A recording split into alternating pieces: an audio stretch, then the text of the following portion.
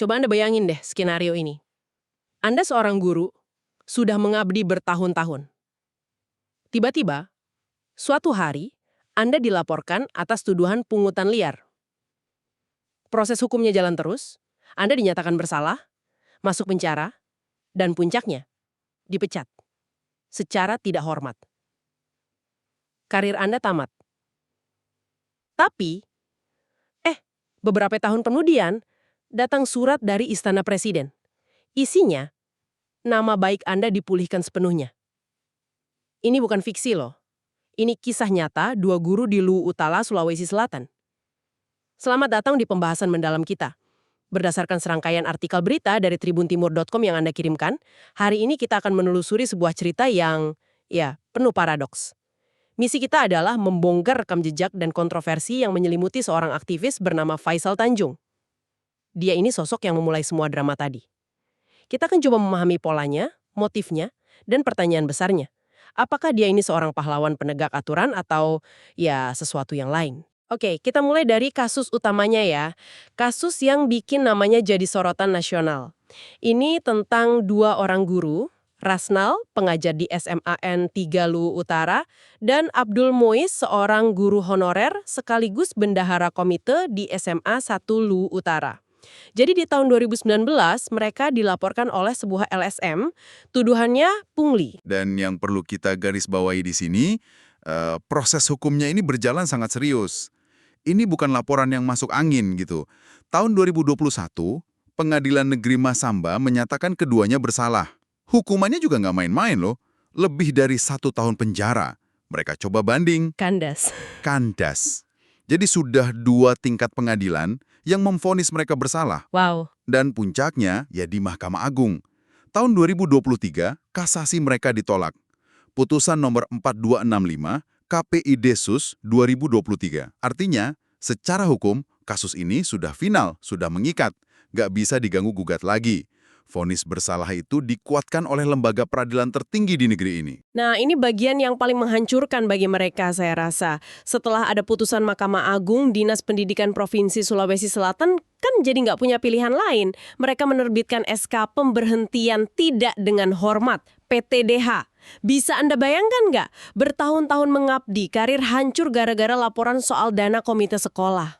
Betul sekali. Tapi justru di titik terendah inilah ceritanya berbalik 180 derajat. Kasus ini tiba-tiba meledak di media nasional.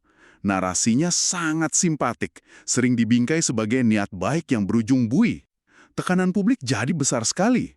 Kuasa hukum mereka bergerak, DPRD Sulsel juga ikut turun tangan, sampai kirim surat pengaduan. Langsung ke istana ya?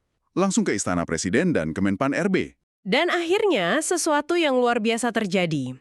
Tanggal 12 November 2025, Presiden Prabowo Subianto melalui Sekretariat Negara menerbitkan surat rehabilitasi resmi.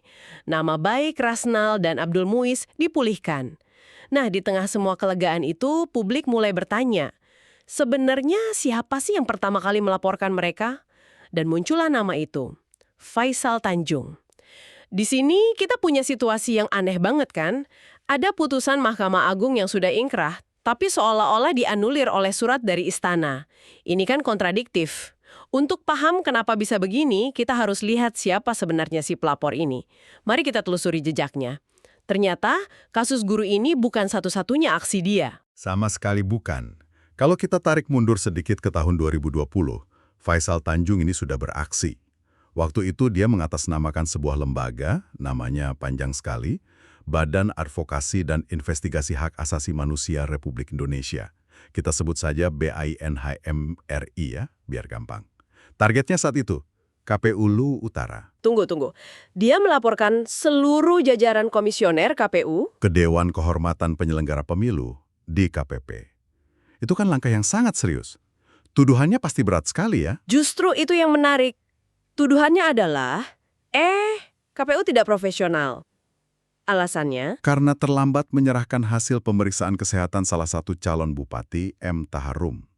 Menurut Faisal, penyerahan tanggal 21 September 2020 itu sudah lewat batas waktu di peraturan KPU. Kedengarannya sangat teknis ya, bukan skandal korupsi atau manipulasi suara gitu. Lalu KPU membela diri dong? Tentu. Dan pembelaan mereka cukup logis sih. Ketua KPU waktu itu, Syamsul Bahri, menjelaskan di sidang. Dia bilang keterlambatan itu terjadi karena si calon bupatinya, Taharum, jatuh sakit dan harus dirawat. Ini memaksa KPU harus konsultasi kemana-mana. KPU Provinsi, KPU Pusat, dan jadwal pemeriksaan diatur ulang. Jadi menurut KPU, Faisal Tanjung ini salah menafsirkan jadwal. Batas waktu yang dia pakai itu untuk penyerahan hasil dari tim medis ke KPU, bukan dari KPU ke calon. Oke, jadi dia berhadapan dengan KPU soal pilkada. Tapi ternyata ini bukan satu-satunya masalah dia dengan KPU. Betul. 4 tahun kemudian, Mei 2024, dia beraksi lagi. Kali ini namanya aktivis muda Luwu Utara. Dia laporin lagi KPU Luwu Utara, tapi kali ini ke Bawaslu nih. Laporannya beda. Dia menuduh KPU tidak transparan dalam proses rekrutmen badan ad hoc pemilu, kayak PPK dan PPS. Fokusnya geser, tapi targetnya tetap sama, KPU. Dari lembaga pemilu, kita lihat dia beralih ke lembaga lain. Januari 2025, sasarannya legislatif, DPRD Luwu Utara. Tepat sekali. Kali ini kapasitasnya sebagai Wakil Ketua Bidang Agitasi dan Propaganda DPC GMNI Luwu Utara. Dia secara terbuka menyatakan mosi tidak percaya pada DPRD. Mosi tidak percaya, itu istilah yang sangat politis dan kuat. Apa alasannya? Alasannya, menurut GMNI, DPRD dianggap masuk angin. Mereka nggak menindaklanjuti rekomendasi untuk menutup sebuah gerai retail modern di Desa Hasanah yang dinilai ilegal. Menurut mereka, gerai itu nggak punya izin persetujuan bangunan gedung (PBG) dan melanggar peraturan bupati. Jadi ini polanya. Saya mulai melihat benang merahnya. Dia selalu pakai senjata yang sama, peraturan tertulis. Entah itu peraturan KPU, peraturan bupati, atau nanti kita lihat ya, peraturan Menteri Pendidikan. Dia memposisikan dirinya sebagai penegak aturan formal yang paling kaku, dan itu yang bikin laporannya sulit diabaikan, kan? Anda menangkapnya dengan sempurna. Pola ini menunjukkan sesuatu yang lebih dalam dari sekedar aktivisme biasa. Ini bisa dilihat sebagai semacam mempersenjatai birokrasi, weaponization of bureaucracy. Faisal Tanjung tampaknya menemukan kalau celah-celah kecil dalam peraturan itu bisa jadi senjata yang sangat ampuh untuk menggoyang institusi. Pertanyaannya, bukan lagi apakah laporannya benar atau salah secara teknis, tapi apakah sistem kita cukup bijak untuk membedakan antara pelanggaran administratif kecil dengan niat jahat yang sesungguhnya. Oke, kita udah lihat polanya yang konsisten menantang berbagai institusi. Tapi, kan setiap cerita punya dua sisi. Sekarang, kita harus coba memahami dunia dari kacamata Faisal Tanjung sendiri. Siapa dia dan bagaimana dia membela tindakannya, terutama di kasus guru yang bikin dia disorot habis-habisan. Nah, ini bagian yang paling krusial. Menurut pengakuannya ke wartawan, laporannya terhadap guru itu nggak muncul tiba-tiba. Dia mengklaim semua itu berawal dari aduan seorang siswa bernama Ferry yang mengeluh soal adanya pungutan di sekolah. Jadi dia cuma menindaklanjuti laporan dari orang lain, gitu? Begitu klaimnya. Berbekal aduan itu, dia datangi Abdul Muiz untuk konfirmasi. Nah, disinilah terjadi perdebatan sengit. Pihak sekolah bersikeras itu sumbangan, sudah disepakati orang tua murid di rapat komite. Tapi Faisal menantang itu. Dia bertanya, kalau ini sumbangan, kenapa ada target nominal pasti sebesar Rp20.000 per siswa? Saya coba berpikir seperti dia sejenak. Kalau aturannya memang ada di Permendikbud yang melarang sumbangan dipatok dengan nominal tertentu dan pihak sekolah melanggarnya, bukankah tugas warga negara untuk melapor? Mungkin niatnya baik, ya murni menegakkan aturan, tapi eksekusinya yang kebablasan. Gimana menurut Anda? Itu argumen yang sangat valid dan mungkin itu juga yang ada di benaknya. Dia berpegang teguh pada aturan. Titik. Menurut versi dia, pertemuan dengan Abdul Muiz itu memanas. Dia merasa ditantang untuk lapor ke polisi. Ya sudah, saya buat laporan, katanya. Dia bersikeras tujuannya cuma untuk menguji kebenaran dugaan, bukan untuk menjatuhkan siapapun. Tapi kemudian laporannya itu bergulir jadi bola salju raksasa. Ujungnya hukuman pidana dan pemecatan. Bagaimana sikapnya setelah melihat konsekuensi yang begitu dahsyat? Sikapnya sangat legalistik dan konsisten dengan polanya. Dia pada dasarnya bilang, tugas saya cuma melapor. Yang memutuskan salah atau benar itu pengadilan.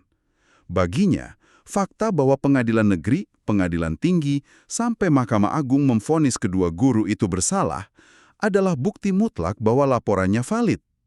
Dia bahkan balik bertanya ke media, Kalau akhirnya terbukti di pengadilan, berarti saya tidak salah. Kenapa saya yang disalahkan? Itu argumen yang susah dibantah secara logika hukum ya. Dia seolah-olah berlindung di balik palu hakim. Tepat. Sikapnya itu kayak wasit sepak bola yang saklek banget. Dia lihat ada handsball di kotak penalti, ya dia langsung tunjuk titik putih, kasih kartu. Dia nggak mau tahu pemainnya sengaja atau tidak, atau apakah itu akan mengubah hasil akhir pertandingan. Aturan adalah aturan. Masalahnya, dalam kehidupan nyata, konsekuensi kartu merah itu bisa menghancurkan karir dan hidup seseorang. Dia juga dengan tegas membantah semua tuduhan bahwa dia terima sogokan atau punya motif pribadi. Baginya, ini murni penegakan aturan. Jadi di satu sisi kita punya dua guru yang merasa niatnya baik untuk kemajuan sekolah, tapi mungkin ya sedikit ceroboh secara administrasi. Di sisi lain kita punya seorang aktivis yang merasa tugasnya adalah memastikan setiap aturan, sekecil apapun, ditaati tanpa kompromi.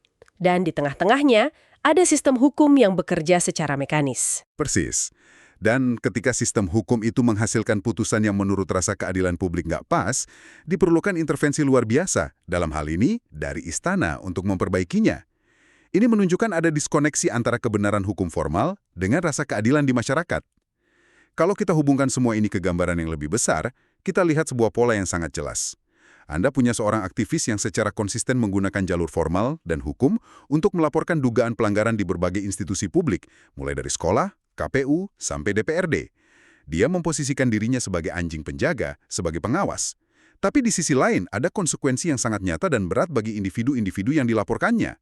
Kasus Rasnal dan Abdul Muiz ini contoh paling ekstrim, di mana butuh campur tangan level tertinggi negara untuk memulihkan nama baik mereka. Ini meninggalkan sebuah pertanyaan yang rumit untuk Anda renungkan.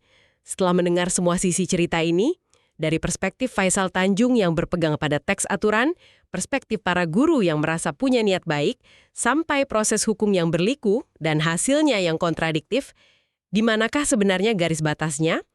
Di mana batas antara aktivisme warga yang esensial untuk mengawasi kekuasaan dengan tindakan yang bisa berdampak fatal dan tidak proporsional bagi kehidupan seseorang? Apa peran kita sebagai warga negara dalam melakukan pengawasan? Dan yang lebih penting, apa tanggung jawab moral besar yang melekat pada peran tersebut di luar sekedar kebenaran hitam putih di atas kertas? Download Tribun X sekarang. Menghadirkan lokal menjadi Indonesia.